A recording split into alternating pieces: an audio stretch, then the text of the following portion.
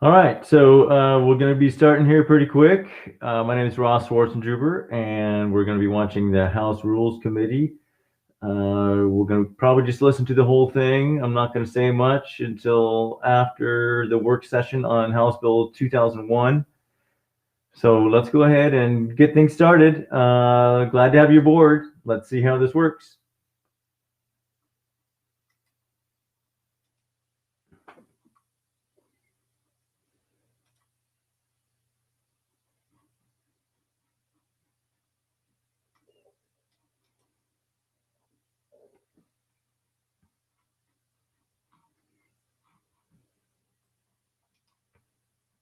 Okay, while we're waiting, we'll go ahead and give you a little breakdown of how we got where we're at right now and where it may be going. So essentially, Stand for Children has written House Bill 2001, and they're interested in what happens when we have reductions in force, which is interesting because I'm kind of wondering why everybody's talking about reductions in force all of a sudden. Seems to be a choir that's singing reductions in force. And that when that happens, merit, which is yet undefined, I think that's what we're going to try to define today in House rules, will take precedent over seniority. Now, as I said last time, seniority has been kind of written in stone here in Oregon. We're one of 16 states that still recognize seniority in collective bargaining agreements. Many school districts will be going through the collective bargaining process next year.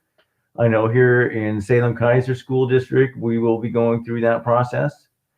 And at this point, if this law goes through and there is a reduction in force, then whatever the school boards deem as cultural or linguistically relevant may take precedent over seniority.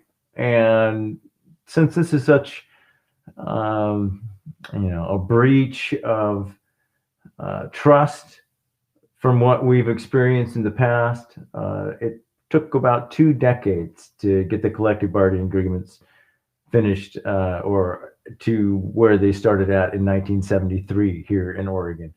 And so we're kind of fiddling around with some age-old systems, and certainly there may be some reasoning by that seniority is ready to go on the chopping block. I'm not quite sure that what they're trying to do will solve the problem that they want. And I guess that's the whole issue is where do the endorsed candidates stand on Stand for Children's attack on seniority? So hopefully we'll be getting to we're a little late starting. Let me check, see if we're starting yet.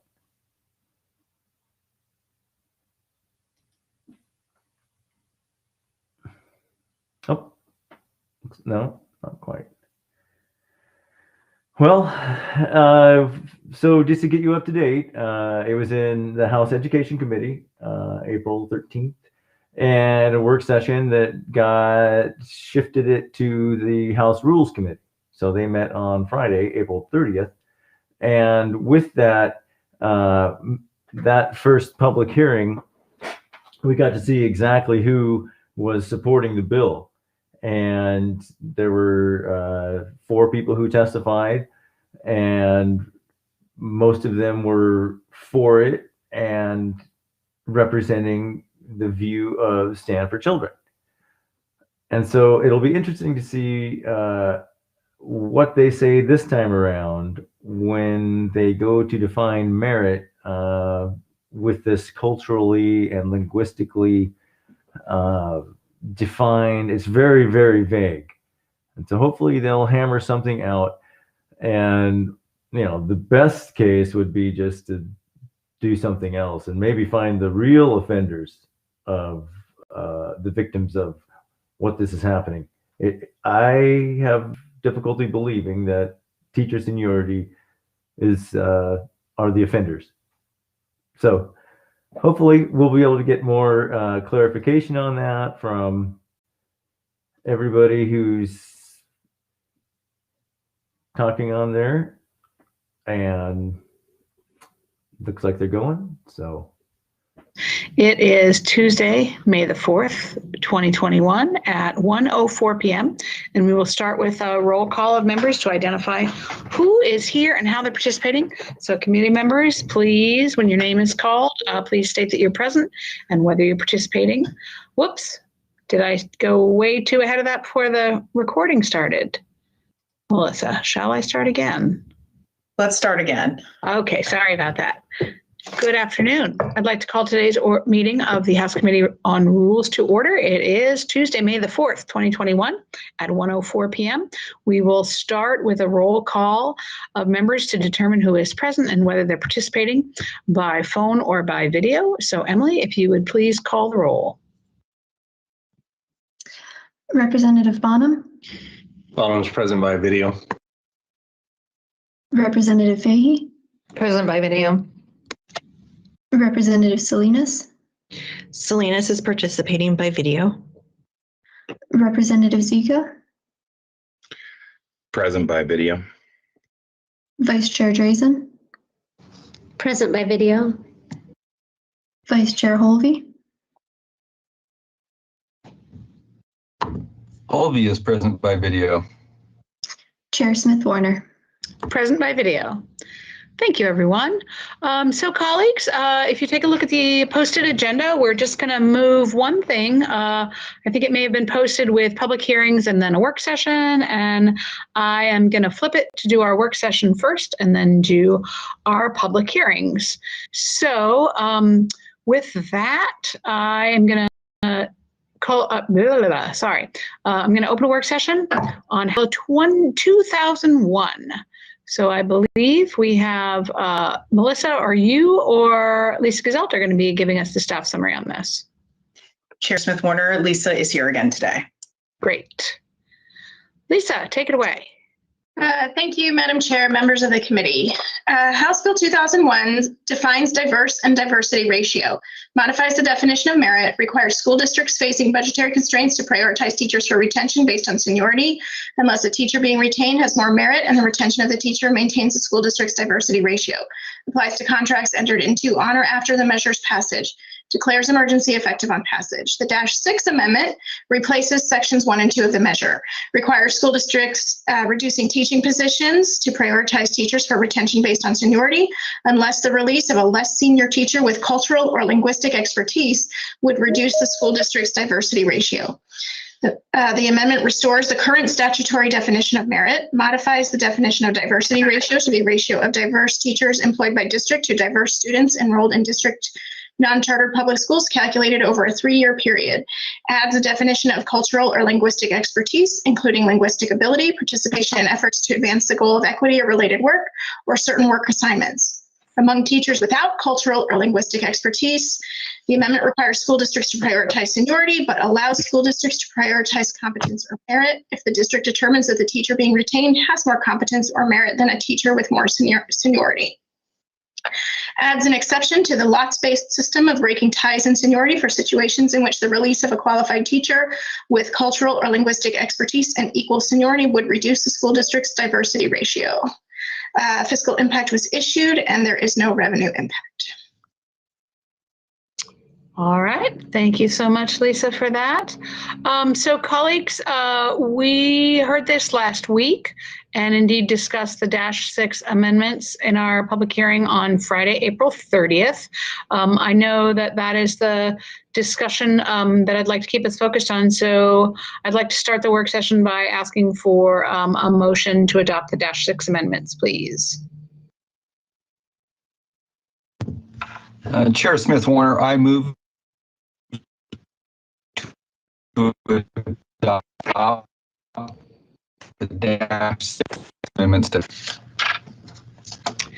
Should I try that again? Yes, you should. Thank you so much. You read my mind. I thought I was off mute. Chair Smith Warner, I move to adopt the -6 amendments to House Bill 2001. Thank you, Representative Holvey. Representative Holvey moves to adopt the -6 minutes to House Bill 2001. Discussion.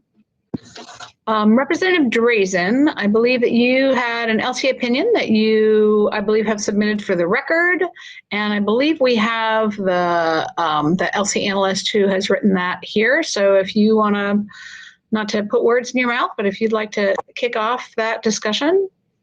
Thank you, Madam Chair. I appreciate that.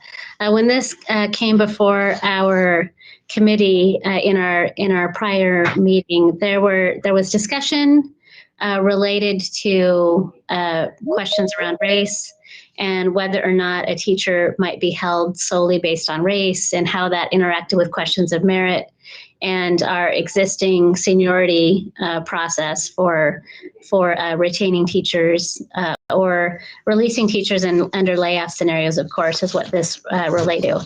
And so I, out of my office, requested information and an analysis from Leg Counsel. And if we have time, I would love to have them just kind of give an overview and walk through the salient points of their opinion for me that I have posted into OLIS for everyone's review.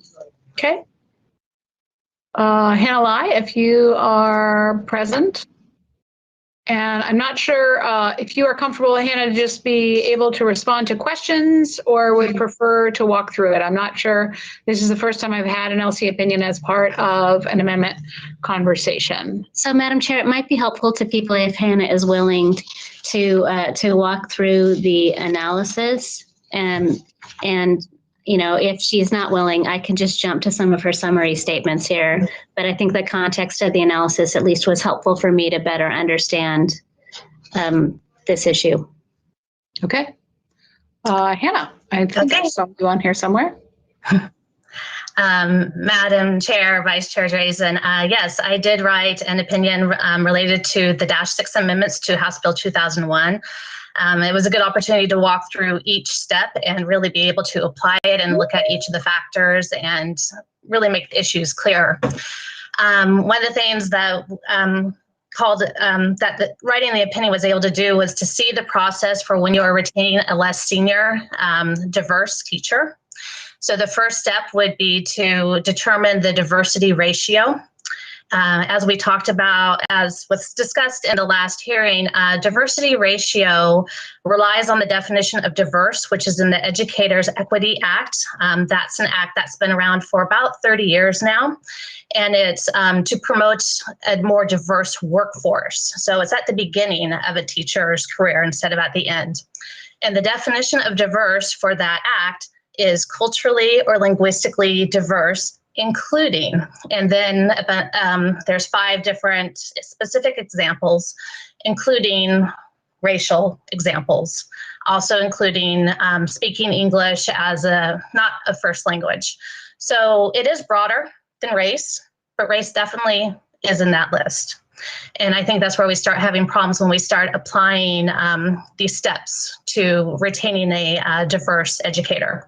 So for the diversity ratio, when you're calculating it, there could be calculations based on people who speak English not as their first language, but also brought into that calculation could be people based on race. And that starts to cause some problems.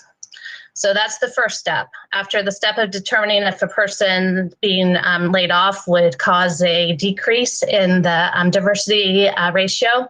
So when you go to the next step of determining if the diverse educator has linguistic or cultural expertise. Now there's 3 factors listed in the -6 amendments that describe that. The first is linguistic ability, and that's completely race neutral. So as Speaker Kotek mentioned during the hearing, you could, for example, have a white Russian teacher who fluent in Russian, more than 5% of the students in the school speak Russian. She could be retained over somebody who may be a minority. So race is not a factor in this calculation. The next one is where we potentially could get some problems. It is a broadly described factor. And the factor is described as a program, plan, or practice that promotes diverse educators. Again, our definition of diverse is broad. It's more than just race, but it does include race. And that's where you could have a problem, is that for the most part, it could be just fine, but you could hone in and it could be applied in a way that's just race. Kind of depends what those programs are. Some of them might be more complicated. They might require something other than race, but they could potentially be just based on race. And then the third category was if somebody had experience, I guess, with a diverse school or school population. So that also fairly race neutral, any race could be involved in that. So it's really that second factor where there could be a problem. So many of the factors could be fine. You'd be looking at language for the most part, culture for the most part, but when you hone in and if all decisions are made based on race, that's when we have a problem. And part of the reason is there's a problem is in 1986, there was a US Supreme Court case that pretty much specifically addressed this situation. And in that case, the school district had entered into a collective bargaining agreement that would retain minority teachers if the percentage of minority teachers to minority students went down, and the court struck that out. So we have that we would be going against if any decisions were to be made purely on race, because there is that strong precedent of the US Supreme Court case, and there's nothing to really say that that is no longer good law. I could go forward more, Representative Drazen, if you want, but I think the main point that needs to be pulled out of this is there's very strong precedent against having all the decisions based on race. That said, House Bill 2001, the -6 amendments, have many decisions that could be made that are not based on race, but there is a stream where it could be based on race, and that's where you would run into problems.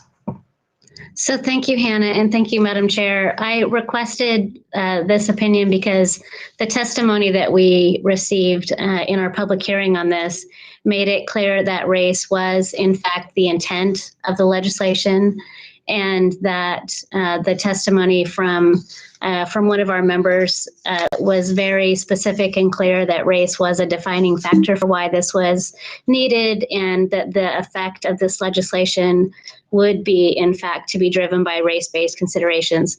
That was my, when I heard the testimony in our last meeting, I felt like that was very clear coming forward, which is why I requested this opinion. And it's also why I will be voting no on the -6 today, and also on the base bill, should it move forward from today's discussions. And I wanted to make the committee aware of these concerns. I think that it sounds from the analysis that there is a way to move forward and address these concerns, but they are not yet addressed in the -6 amendment. Thank you, Madam Chair. Thank you for that, Rep. Drazen. While I acknowledge that there was a testifier who mentioned race, I would argue that I believe that both the intent and the testimony of the chief sponsor was the broader cultural diversity, and not race being the only qualification. That was that. So that was my hearing of that. Rep. Fahey has her hand up. Chair Smith-Warner, thank you. Yes, that's exactly the point that I was going to make, is that the chief sponsor of this bill made it very clear, I thought, that this was not about race or skin color. It's about connecting with and best serving the children in the district. So, you know, for example, the race neutral parts of this bill in terms of language, I remember on our student success tour, we went through, I believe it was Woodburn School District, where they have a Russian immersion program in their K-12 schools, so meaning that there were, you know, white teachers who were native Russian speakers who would be considered diverse for the purpose of this bill. So I think just drawing attention to the definition of diverse in ORS 342-433, which is not changing in this bill, and that, you know, and the fact really that this is not a new concept for the legislature. You know, the Student Success Act, Chair Smith-Warner, as you know, affirmed a long-standing research that teachers who understand their students contribute to their social and emotional learning. So we heard that time and again on that tour and saw countless examples of it. So, and I also would just say, I think part of that tour was the understanding that different things might be important in different districts. So the administration of a district will have sort of the ability to say what matters most to the students in their districts. There's nothing that says that cultural identity should be prioritized over language skills, for example, or that different aspects of that diversity definition would be prioritized one over the other. So I appreciate the LC opinion and the conversation around the legal history there. And I think that the way that this bill is designed makes it pretty clear that this is not about race or skin color. This is about serving students in the way that that definition of diversity is designed. Thanks, Rep. Fahey. Rep. Drazen and then Rep. Holvey. Thank you, Madam Chair. I just want to clarify. So since we have Hannah here, I don't know if folks have had the opportunity to fully read through this or not, but it sounds like the references that everyone's making to the portions of this that in fact are racially neutral are not the parts that are causing concern. So we all recognize and acknowledge that there are portions of this proposed policy that are absolutely racially neutral. That's not the issue. It appears from the analysis, though, that the parts of the policy that are racially driven would be subjected to a strict scrutiny analysis, a different level of analysis. And based on the Legislative Counsel opinion, it's not whether or not we would prefer it to not be so, but that in fact the policy could not survive a review of being narrowly tailored as drafted. And so while I appreciate that people are saying that the intent is in fact racially neutral, there is a portion of this legislation which is not drafted to be so. Whether we like it or not, it appears that it could benefit from an additional amendment to resolve that issue. So I just wanted to formally put that on the record. Us saying over and over again that there's racially neutral portions of this bill, I think is accurate, but it does not in fact mitigate the fact that there is a portion of the bill that is explicitly not race neutral. Thank you, Madam Chair. Thank you. And I would say may not. The work that I have done with Leg Counsel, my reading of this is that it may not, so not would not. Representative Holvey. Oh, I know he didn't have a little internet problem. Thank you, Chair Smith Warner. I appreciate the conversation and, having not spent a tremendous amount of time on the legal opinion, I did have a question pertinent to this, I guess, this second factor that Hannah has described. And I'm just trying to follow the logic a little bit, because on page 3 of your analysis, where you're talking about the second factor, you do sort of state that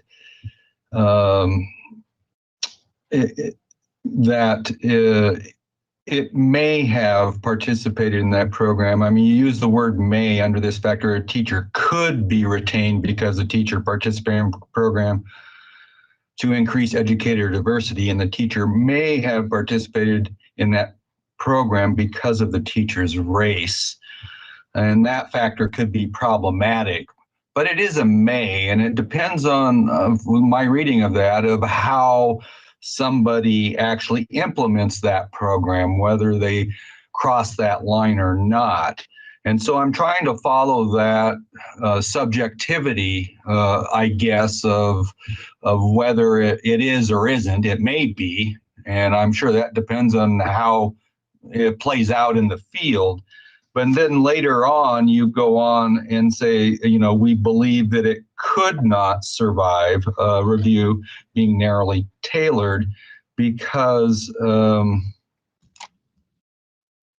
you just kind of switch from may to saying it actually is. And that is not consistent from my reading, when you're speaking about, it surviving that strict scrutiny, it all of a sudden is an is and not a may. And I don't follow where you transition from The second factor being it could happen, to, in summary, that it is happening. And so, I don't know, maybe you can explain that to me. Okay, Madam Chair, Representative Holby, you're right. I probably, for the first part where I'm discussing the second factor, I was hedging the language, and part of that is lack of my personal knowledge on what these programs look like.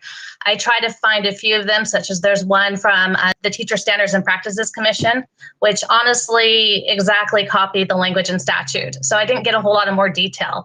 If you look at what that second factor, how it's described, it's very broad. I mean, it's talking about local, state, various programs, plans, and to just try and make an all-inclusive statement, I did not think was possible.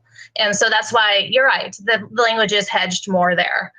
The concern is if those programs are purely driven by race, then you're going to have the problem of it being a race-driven policy. So it does depend on the specific program. If the program is not just purely based on race, then it may be okay as a race-neutral program. Does that help? Yeah, just thank you. I just appreciate that. I just was trying to point out that it seemed like a may could happen, and that's really based on whether that specific program used race as the determining factor. And so to base your strict scrutiny on that scenario where that program actually used race for that factor, then you're probably, I think you're right. But if the program didn't use that, I can see where that conclusion would not be right. Madam Chair, Representative Holby, I would agree. I think a lot of the difficulty with these amendments will be at the school district level in trying to apply it, because it is going to be so fact specific. They are going to have to look at, was this program race based? If it wasn't, then it may be okay. There's going to be so many variables. So what I'm trying to point out is that there are variables that could align, that can make this unconstitutional, quite honestly, by being race-based. Or there are other factors that could align that would be completely race-neutral and fine, all the way from beginning to end. So it really depends what specific situation is being considered at the school district level. And it is driven at that. Yeah, it is driven at the school district. Correct. Level. Thank you. Okay. I guess my point being, it could go either way. That's a fair assessment, yes. Thank you. Thank you, Rep. Holby. Rep. Bonham, then Rep. Salinas, then Rep. Zika.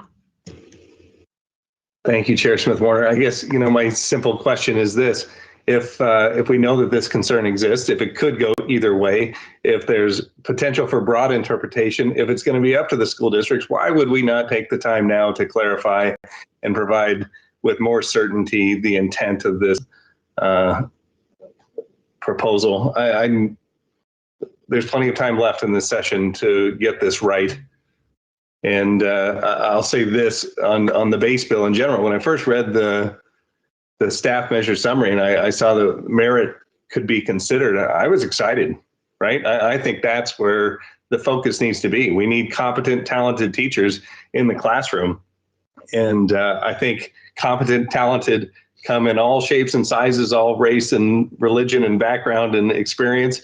And the best teachers should be in our school districts if we ever want to crawl out of the position that we are in a nationwide comparison of where our schools are performing currently. I think there's time to get this bill to a better place. And I think there's a need for us to move the needle with our school districts. Thank you, Rep. Bonham. Representative Salinas. Thank you, Madam Chair. So I think I just wanted to make 2 points. One, I think Representative Holby and Hannah pretty much made my point, but it is the district that ends up making the choice, and nothing really requires the district to retain a culturally diverse teacher over a language competent teacher And a culturally diverse teacher could also have language competency. So there are lots of variables here that I think we're talking about, and you're not really going to know until you're in the field and it's actually taking place.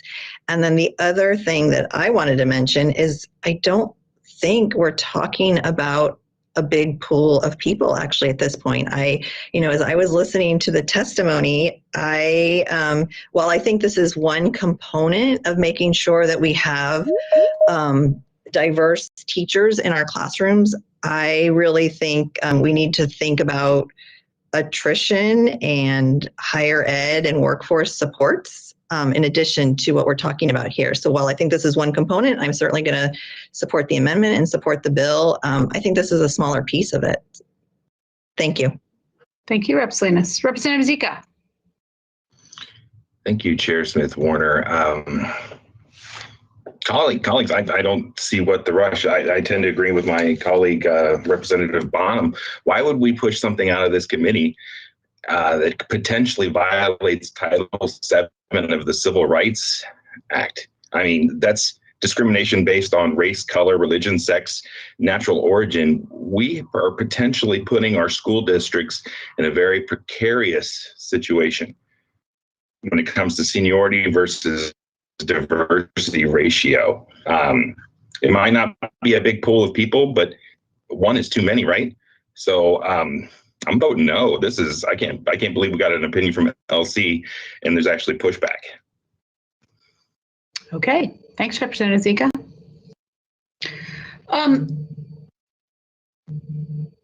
Sorry about that. Representative Drazen?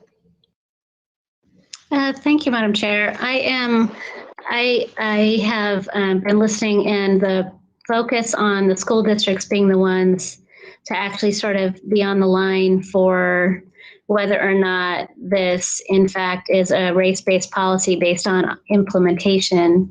I'm curious from Hannah, if the school district implements a policy which, in support of keeping teachers of color as part of their approach, they operate in a way which makes race a deciding factor and isn't race neutral.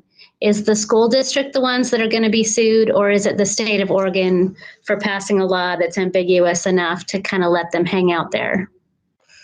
Madam Chair, Representative Drazen, it would depend on the person, potentially both. So most of my analysis is done under the Equal Protection Clause of the United States Constitution, and that addresses the acts of a government. So the state of Oregon would be on the hook, as you would say, for passing this law. As Representative Zika brought up, there's a parallel federal law that is Title VII, and that applies to the employer. So the school district acting as an employer following the law, but doing a discriminatory act could be on the hook for that action. So potentially both. Thank you. Okay. Colleagues, can we stand at ease for just a moment? All right, Melissa, if we could stand at ease for just a moment.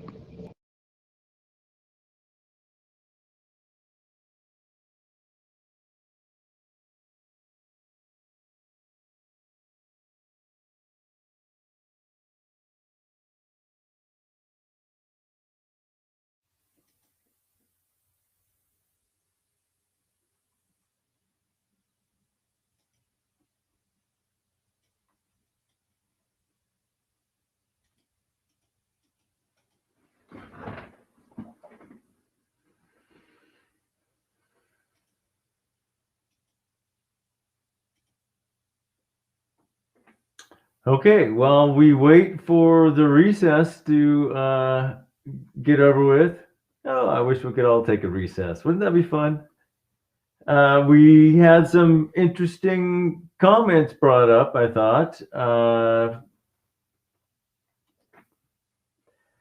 So the constitutionality of HB 2001 was brought into question by Legislative Counsel, which seems to be a more or less an authority on, how this would play out.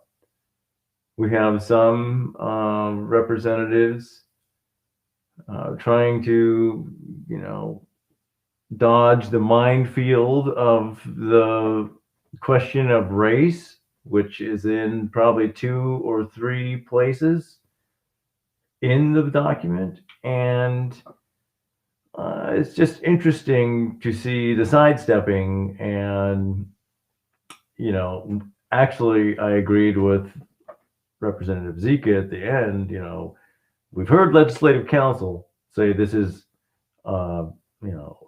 a really can of worms, and they're going to be dishing it to the school boards. Just really interesting that Stand for Children would propose House Bill 2001, and in addition, fund more than 30 candidates in school board races all over Oregon at the same time. So they threaten teacher seniority, and they fund school board races. And that really seems like a conflict of interest, and especially when you take into account that Stand for Children, the nonprofit 501c4, contracts with districts and the state education department for the majority of their funding.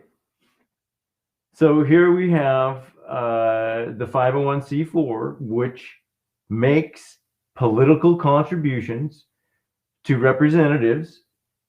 So in this committee meeting, Stand for Children has donated $5,000 to Chair Smith Warner and $5,000 to Speaker Kotek, who was in the last meeting.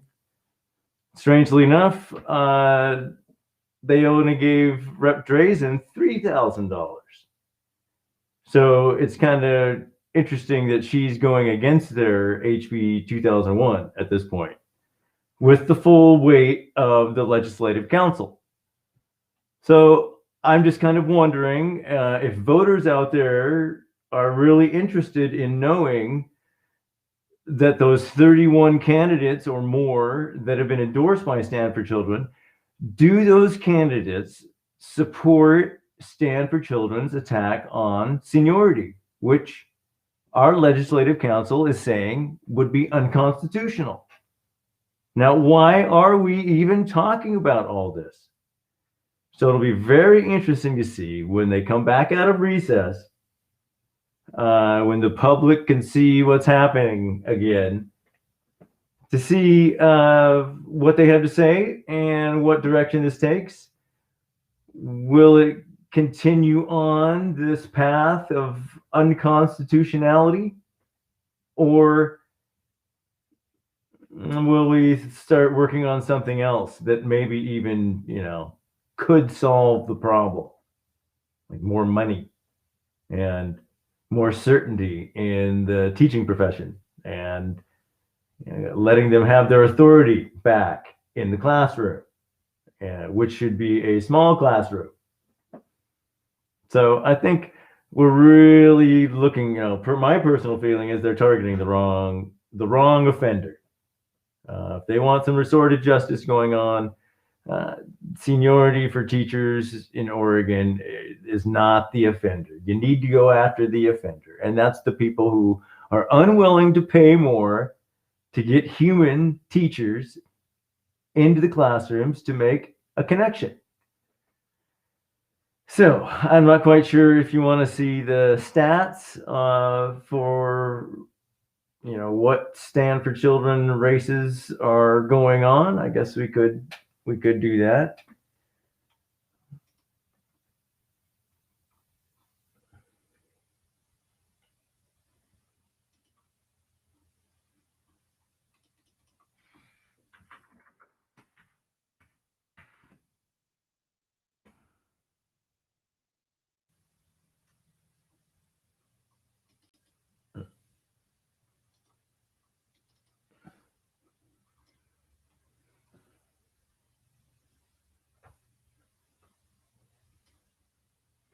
Well, let's see if we can get it up there.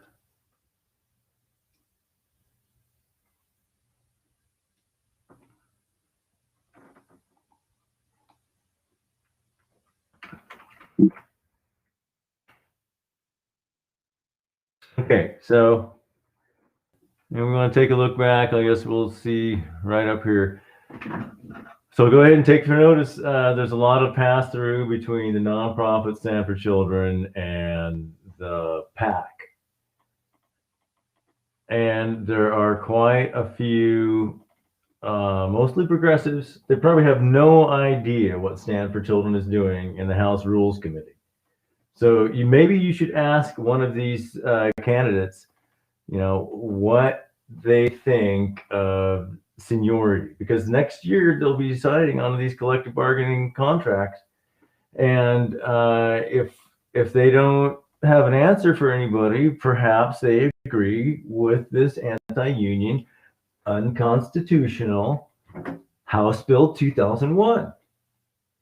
And notice too, the $5,000 that we don't have the numbers there. There we go. $5,000 to Fairbank Maslin. That's a California company.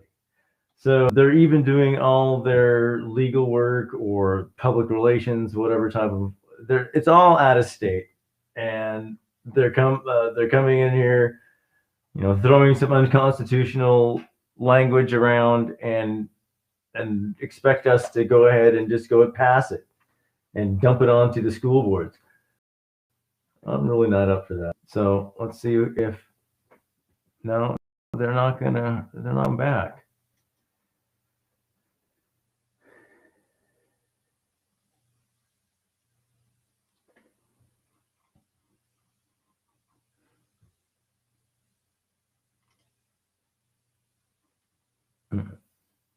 No.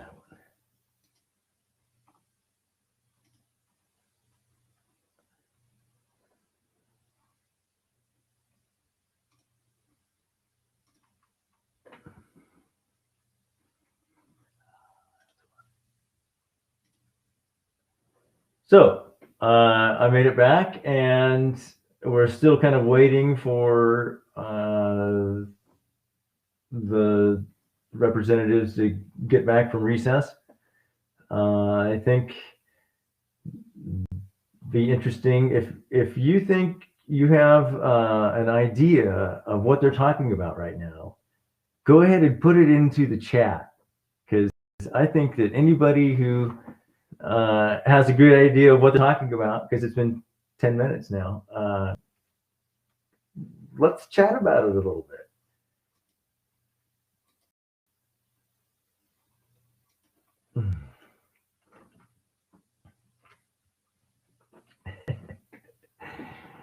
So what else is going on, and why is Stand for Children making such a big splash here in Oregon? Well, they've originated here quite a while ago, but this particular election season in 2021 is really beset by some very polarized factions in Oregon in general. And so what we're seeing is kind of the carryover of the right radicals that are represented by my representative, Mike Neerman, basically taking over the Republican Party and using a lot of networks for other authoritative people to kind of get their reach into these school boards. And also the same with Right to Life. They're kind of together. So if you look through Yamhill, Polk, Marion counties right now, they're up in Clackamas and Washington counties, and look at all those school board races, you'll see that they have all these Right to Life candidates, or I would say the Rep. Neerman candidates. Here in Salem Kaiser, the Marion plus Polk PAC that was formed this last December. One of the directors is Deborah Neerman. So it's all connected. And Stand for Children is another large group that is trying to use that space to, I guess, buy influence everywhere. I'm going to go see what's happened with my, yeah, just a second.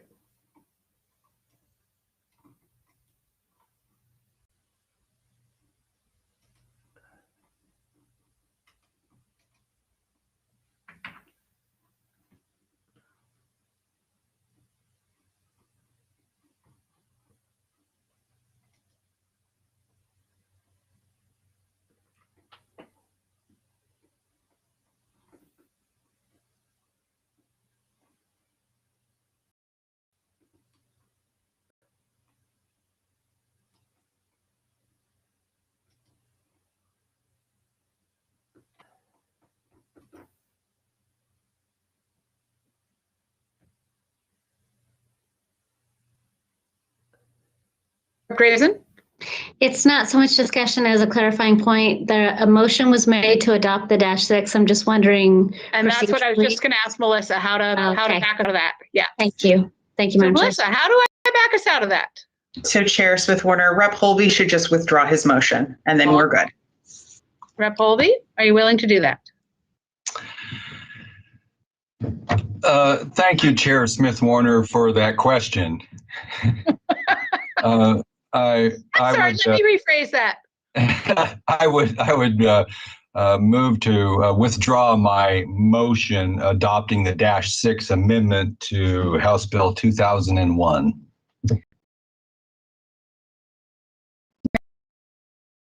Thank you for withdrawing your motion, Representative. We continue to just be in a work session for House Bill 2001. I would like to carry over that work session to Friday, May 7th, perhaps. So May 7th, 2021. And with that, I'm okay to close the work session, Melissa? Yes. Fantastic. With that, I will close the work session on House Bill 2001. Thank you, colleagues, for that good discussion. Let me get back to my agenda so that we can move on. We are now going to move on to the first in our public hearings scheduled for today. And I'm going to go ahead and open a public hearing on Senate Bill 493 regarding prevailing wage. This will be a continuation of the testimony from our April 27th hearing. So if Jan Nordlund is here,